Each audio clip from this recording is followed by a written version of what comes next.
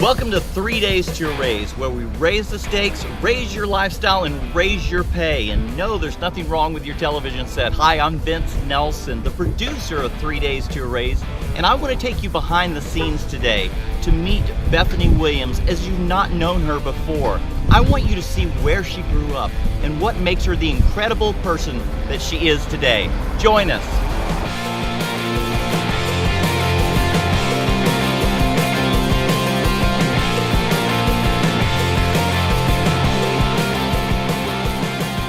We run into people all the time, people that you don't really know, but they really know you on social media.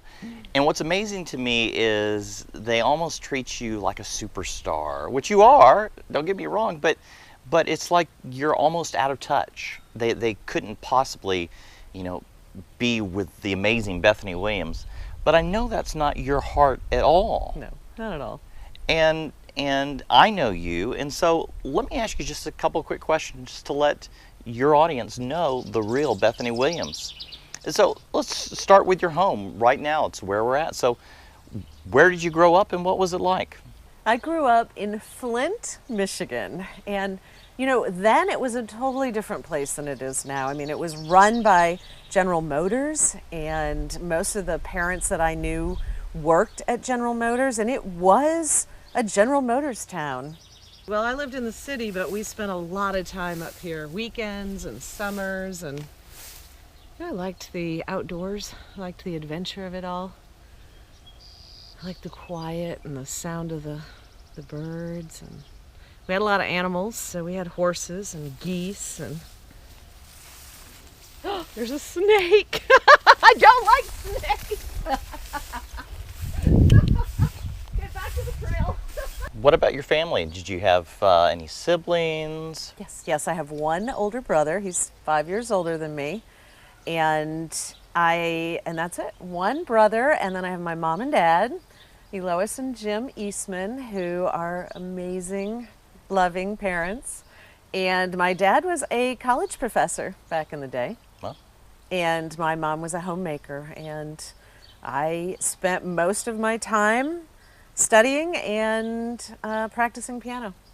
Wow, so piano. So if I were to ask you two things that nobody knows about you, you've just revealed one, piano, what would be something else? Another thing we've shared a little bit, though, is my scoliosis, that I had severe scoliosis that set me back with lots of back surgeries and braces. And another, probably one of my favorite facts is I didn't like the snow. And so when I turned 18, I put all of my valuables in a car and I moved to San Diego. Better tanning there, I Yeah, assume. Absolutely. What was one of your fondest memories on the farm? I liked crawling up into the barn where nobody knew I was there and then spying at people. Really liked sitting up there and watching everything. That's the other thing I really loved is we'd go out baling hay, and I was the girl, so I wasn't allowed to, nor could I lift the bales of hay. They're like 100 pounds. And I would sit on the trailer, and by the time we got back at the end of the evening, I would be like 10 rows up, and it was fun. I'd watch them, be right by the action, watch them bale all the hay while Grandma's back at the farm making and sloppy joes or something. One of the questions I always get is, and it's actually not a question, it's more of a statement. It's like, oh man, you've arrived in life. How do you handle that question? What do you even do with that? I've actually had a really tough life. The love of my life died when I was quite young. I was a single parent for a long, long time. I faced difficult back surgeries, and I think the reason people feel that way is because I have chosen to look at life from a different perspective. And I've chosen to focus on the things in life that I do enjoy and the things in life that are going well for me. Because if I focused on the bad parts of my life, I would be continually devastated by all of the bad things that have happened. Okay, so let me ask you a really hard question because I know you really well. And what you just mentioned is huge. I mean, worldview is everything, how you see the world. And you can see it as a victim, or you can see it as a victor. Now, you just described yourself going through tremendous adversity, and yet you've chosen to see life differently. What's even made it possible for you to do it? Yeah, there was a point in time where I decided to be the hero of the story. I just decided that I wasn't going to let my circumstances decide my attitude or my mood. I did buy into what I would call, in some parts of Michigan, kind of a Michigan mindset that said, this is all I can have, this is all I can be, this is it. This is the most that it will ever happen. And I did that for years and years and years until I just woke up one day feeling like something was wrong. Like there had to be more. That couldn't be all there was. And it was like this moment where I woke up and thought I was on a bus and I was in the back and I couldn't believe where the bus driver was taking me. And I suddenly realized that I was the bus driver, that I was driving my life, and that I was driving myself to the places I either did or didn't want to go. And why didn't I just take it somewhere different than I was right at that moment? And I think most of us never hit that pivotal moment in time where we decide to change our mindset and we decide to take it to a totally different place. And I decided I could be in any situation and consider myself successful. And I could be in any mindset and consider it a good situation. And so I decided that, to me, failure was not trying. Failure was giving up and giving in and accepting the status quo. And I decided that success was going to be whatever path I chose it to be.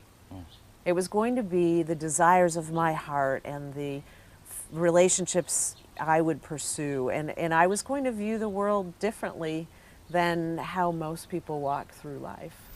And I wanted other people to see the possibilities when you look up and you see nothing but roadblocks. I wanted other people to see beautiful mansions when they look up and see farmhouses. And I wanted other people to look up and see travel all around the world when they'd never left their area.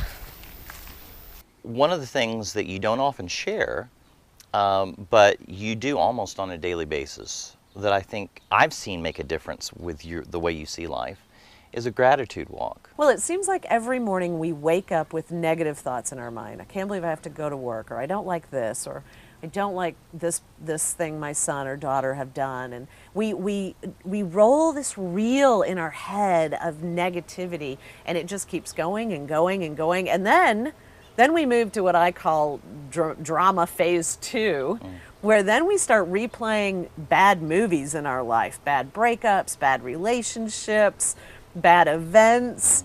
And then we move to phase 3, which is the spiral in the attitude. And I find that our attitude starts with our mind and us replaying these movie reels in our head. So I decided that I was going to start playing positive movie reels in my head. I was going to, and I talk a little bit about this, it's called what if upping. You know, a lot of us focus on what if this goes badly, or what if this never resolves. And I decided I was going to combine this what if positive. What if everything goes wonderfully well? What if it's amazing? And I was going to combine that with a gratitude walk to my Creator. So I may have severe back issues that cause a lot of pain on a regular basis. But what if I focused on the fact that I can walk? And I may have had, been a single parent for years and struggled financially. But what if I focused on the fact that I have resources for today? And what if, rather than focusing on, not getting time to get my oil changed or do something, what if I focused on a future date I could do it, and I just put it on the calendar? And what if I started walking every morning and listing out all the things I'm grateful for? And so I do. I can go for about an hour and a half with gratitude. And it's crazy. Like, and things we don't even think about. So I've been to Africa, and every night right before dinner, the power goes out. And the first few times when you're there, you're freaking out. There's no electricity. What am I going to do? There's no food. We can't eat. And about after you're there for a couple weeks, it's just something that happens every night. And you grab a flashlight and you know it's going to be a little while. So I can be thankful that our electricity is on. I can be thankful for clean water that's drinkable. I can be thankful that all my children are healthy and happy and doing well. And I can just go on and on. And you set a trigger in your mind to focus on the things that we seem to forget. Mm-hmm. You touched on it. I know you don't like to really talk about it a lot, but you had 2 back surgeries, right? Mm-hmm, mm-hmm. And actually 3, but yeah, 2 severe ones that lasted over, I can't even remember the first time. It might have been a 12-hour procedure or something, and I was in the hospital for weeks in a circle bed, which is a bed where you can't get out of the bed. It just turns around like this. And I remember my dad used to sit underneath the circle bed when I was on my belly and talk to me. He would just sit there talking to me while I was laying there in that contraption. It was horrible. It was horrible. You have a lot of metal in your back. Yeah, It's not just a little bit. I have 3 artificial discs. I have metal in the front of the discs to hold them from popping out. And I have 4 steel cages that hold my spine in place. I feel like as long as I have breath in my lungs, I want to live my life. And I want to do incredible things. And if it's painful, I'm just going to push through the pain because I can and because I want to. And pain to me, after the second surgery they couldn't do for many, many years because artificial discs weren't approved in the US yet. And to me, pain is proof that I'm still alive and that I can still feel and that I can still move. So the gratitude obviously makes a difference because you're crazy enough where you go, it was tough on Kilimanjaro. Remember, 4 were evacuated off. We lost a dear friend. Yeah, Alan died. And yet she goes, hey, let's backpack Annapurna for 9 days. We're going to hike about 70 miles up in the Himalayas, right? So I know it makes a difference in your life. You have to show the viewers an amazing picture of Annapurna. It is going to be incredible. We're going to hike around the base of Mount Everest and the Annapurna Mountains, and it's going to be incredible. Gratitude, the way you look at life, it's made a big difference. You've written 6 books, 7 if you include the Kalalau hiking trail guide, and you've created an incredible product, 3 Days to a Raise, to really help people get a raise, move forward in life. What drives you to write the book, to have this positive message? What is this passion all about? How do you define your life's purpose? I really believe my purpose in life is to free people from the chains that we put ourselves in. And one thing that came to me when I was climbing that mountain is that the mountain is in our head. The struggles that we face, we create mentally, and then those limitations keep us from life. So the 3 Days to a Raise was a video product that I did to try to free people from thinking that they don't deserve to make more, and to show them the steps, the guaranteed steps that will get them out of the hole they're in. And I've always said, if you buy it and you don't get a raise, I will refund. I mean, this is a mindset that will make such an incredible difference in people's lives. And so I wanted to use the experiences I've been through, the mindsets that I've seen, and I wanted to free people from the prisons that they put themselves in. And I'm so passionate about it that I do videos, I write books, and I do anything to try to give people the message that the freedom is there. The next step of your life that you want to lead is right in front of you. It's interesting because I watch you watching other social media people. I mean, there are lots of people that are out there about how to make the most money, work really hard.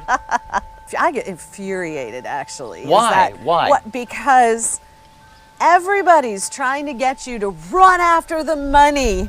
And I can tell you, if you run after the money, money is all that you will find. Money is all you'll find.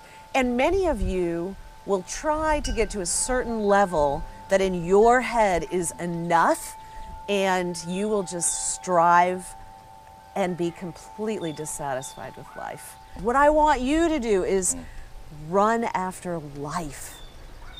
Run after the desires of your heart, and you will find life, and you will find it more abundant. And if money is all you are looking for, you will be so dissatisfied. So you can have not very much and live greater than. And that's the message. That's the message that everyone is missing. Share one thing. What is the one thing that you would share? It'd be probably the same message that I would give my 3 amazing children, which I didn't mention in the family section. I have a beautiful daughter and 2 amazing sons. I would say, whatever you have is enough. Whatever you're striving for, if it's for the desire of your heart, then run after it. But less may be more if it is what your heart desires. And what you live and what you encounter and what you breathe and the relationships you have are so much more important than all of the things you're striving for. So write down what's important to you and run after that with everything in you. Thanks for joining us on 3 Days to Raise. I wanted you to see the real Bethany, the Bethany that I know so well, the Bethany that is so passionate, authentic, and really cares about people. And that's why I want to invite you to check out some of the products that she's designed specifically to help you. One of those, the product 3 Days to a Raise. If you're struggling at work, you want to move forward, and you want to make more money, you are worth it. And I want to encourage you to check out this product. The other one is her book, Live Your Dreams. That's exactly what Bethany is doing. And so I invite you to read it. Check out the website at BethanyAWilliams.com. Thanks for joining us. We will show you a little bit of the downtown area, which has suffered. It has really suffered here in Flint. And we want to really pour some resources into Flint. And so follow the hashtag #FlintForward. Flint FWD, and we really need some businesses to come in and charge up this community. It can't stay like this.